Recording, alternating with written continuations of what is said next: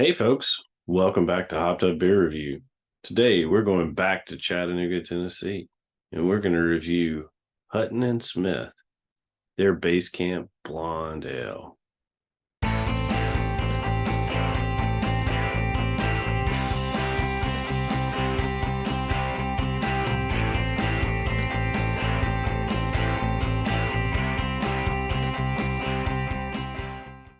Hey everybody, welcome to Hopped Up Beer Review, the show where we give you our unprofessional and somewhat biased opinion about the beer we are drinking and reviewing.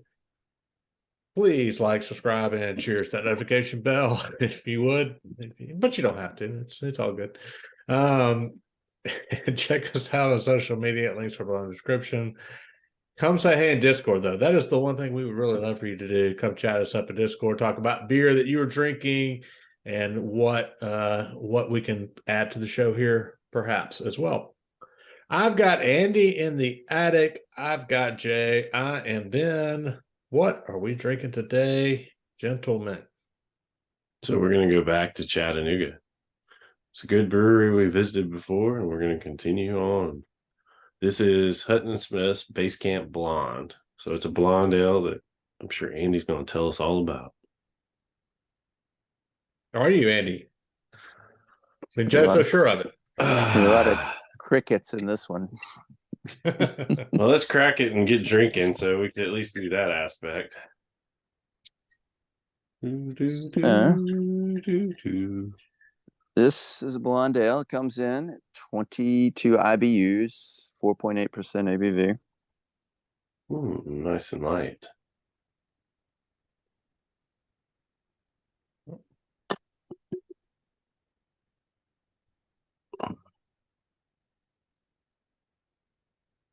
Lots of silence at this point.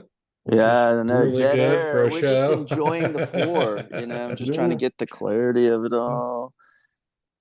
I don't know. They've already bailed on us by now. Just from talking about begging. Metrics. No, they don't like beggars. I just play with the goatee. Hey, if you made it this far and you haven't hit that like button, cheers, mates. Cheers, mates.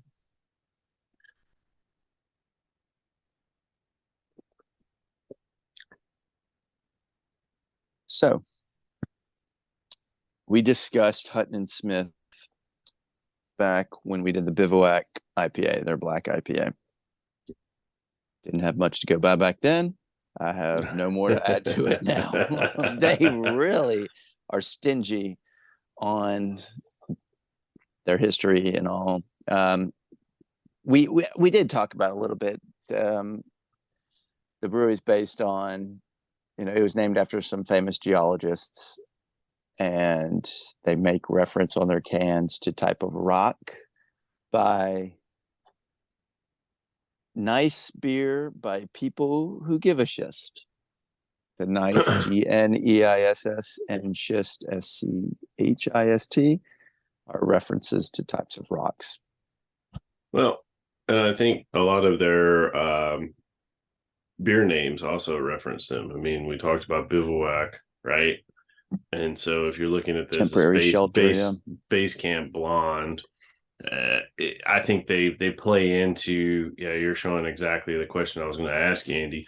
They play into a lot of the explorer adventure camping atmosphere. And so I think it'd be a great question for us to follow up with them, or, if we can get a visit in there at some point. I know Chattanooga has got several burgeoning breweries in that area. So that would be a fun trip. Corporate, make it happen. Come on, we're ready. Yeah, I think one thing that I guess maybe it's an age-old debate. Maybe it's not. Tale as old as time? It could be. But, I mean, you look at the can art, right? And it's if you look at, I mean, actually have the one we did for the Bivouac, right? So, I mean, the can art is the same, right? There's no difference except for the color within the can. So, I think one of the things that often draws us, and I'm guessing a lot of people, to beer is can art. I mean, we've seen various can arts where you're in a beer store, there are 100 beers, and I mean, what grabs your eye, right? And that's what you're likely going to buy. At least that's what you're going to look at first. My question is, and it's not just for Hutton and Smith because there are other breweries that do this, but does this limit you in some way, just having the same can art but with different, coloring? And also, I mean, the on the bivouac here, we've got a little bit of a different, drawing and Say whatnot. label art versus can art, maybe. Maybe, yeah. So I think that's the question I have specifically, with this one, because there's nothing about this can that makes me actually that draws my eye to it that makes me want to buy it.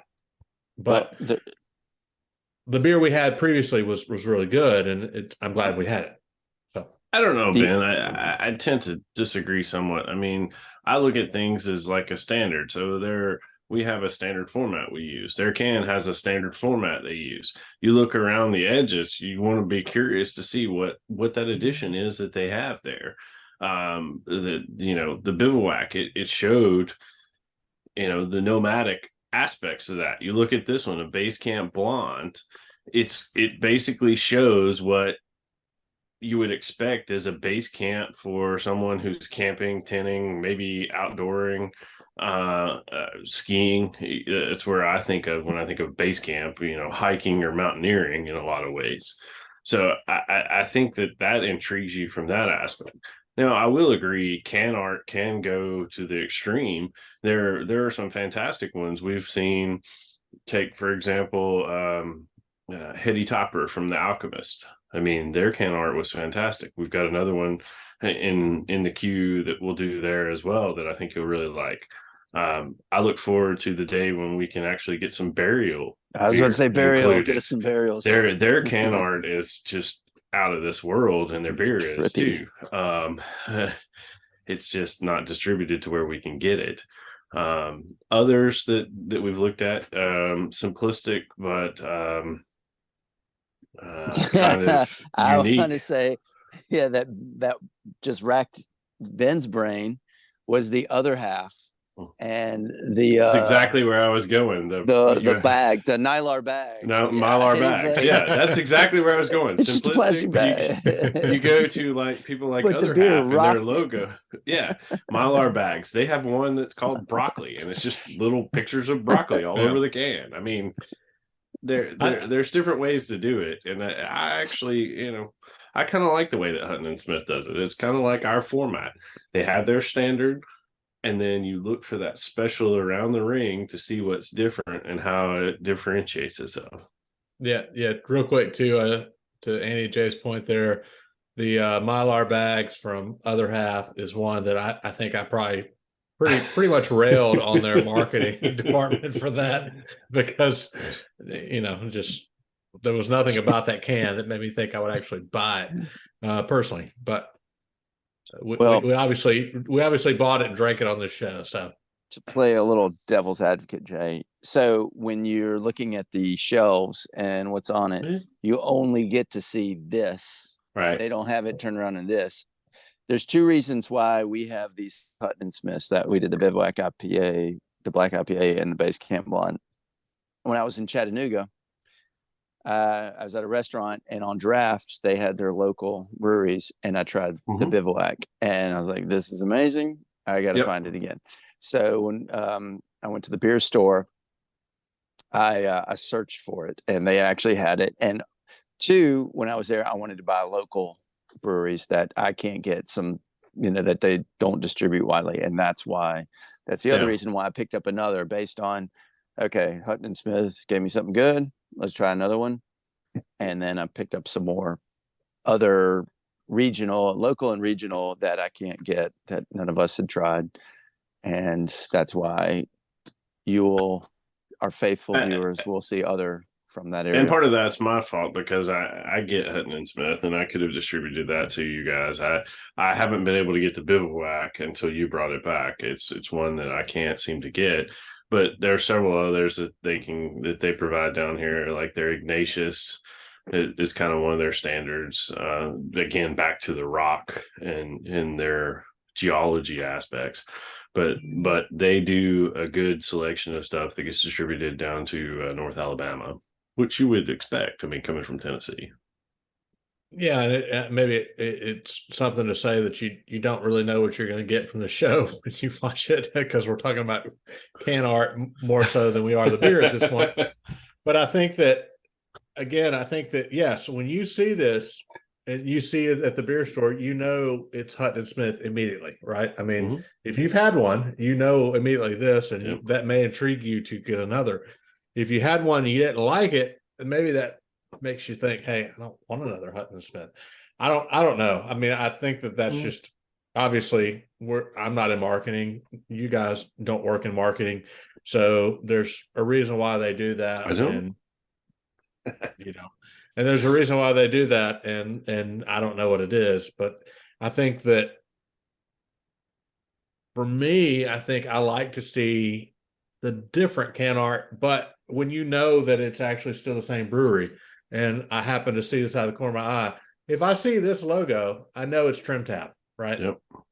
So I can see this can, and it's different than their other cans, but I know that this is a Trim Tap beer because of that logo. So anyway, we've probably talked way too much about that. You probably could care less about it. I found it interesting, so I brought it up. But yeah, I'm getting the from Andy over here. There's the ear pull, right? That's what you were doing earlier. Let's just get on with this. Let's write this. Yeah. All right. Go ahead, Andy. What do you think? I think it's a great blonde. And it mentions that it's got a little bit of a malt backbone, as it says on the can. Touch of bitterness. I don't get so much bitter. I get a little malt. So it's not as light as some of the other blondes, but it's really good. I think that's why I like it. I like a bit of malt sometimes, and I find favor with this one. So it doesn't feel as crushable as some of the other blondes, like lighter, closer to like a Helles style, like we've had, but it's still a good one. I'm going to give it a 7.5. Jay, what do you think? Yeah, I mean, I agree with you, Andy. I from the standpoint of, I don't get the bitter. It's light, it's easy. To me, it would be crushable. At 4.8, the flavor doesn't seem as heavy as some of the beers that we get. It's a really good blonde. Hutton Smith does a good job. For a blonde, I'm going to give it a 7.5. Yeah, I think for me, I think I've had this one before. Actually, I'd have to check on tap to make sure, but I did have some Hutton Smith in Chattanooga when I visited last year. And I think this was the one I had. That being said, I think this is. You haven't. I haven't. No. How many blondes did you have in Chattanooga, Ben? You can't keep track. That's for a different show here. But You're I'll only say, fan. Yes, yes, fans only. I will say Ooh. Fan only. Yeah. To the beer. Here we go. I'll say that I think this is exactly what you want in a blonde for me. It's crushable, I think. And I think that it's just that we've talked about, some of the macros and how blondes they're close to the macros, but they're just a step up in flavor. There's no bitter here for me at all, which is again what I'm looking for most of the time. But I think this one's really good. I wish I could get it more often, because this would be one that I would put in for a filler beer for sure. So for me, it's an 8. I really like it. Wish I could get more of it.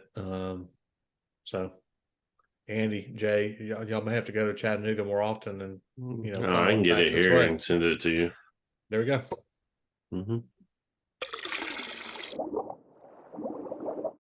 that is going to give us a 7.7 for the Basecamp Blonde from Hutton Smith, Chattanooga, Tennessee. Definitely one. If you can get it, we think you should try it and give it a shot. Let us know what you think. Be sure to like, subscribe, and cheers that notification bell. Check us out on social media. Come tell Andy in Discord that his hair is a wig, because that's the ever-present discussion that we have here. Or that he's genuine. I mean, come on. That could be one option as well. Talk to Jay about edibles. Hey, lots of things you could bring up in Discord that we cannot cover here in the time that we have to review a beer, like the labels of Hutton and Smith. So, for Andy in the attic and Jay, I am Ben. Cheers, mates. Cheers, mates.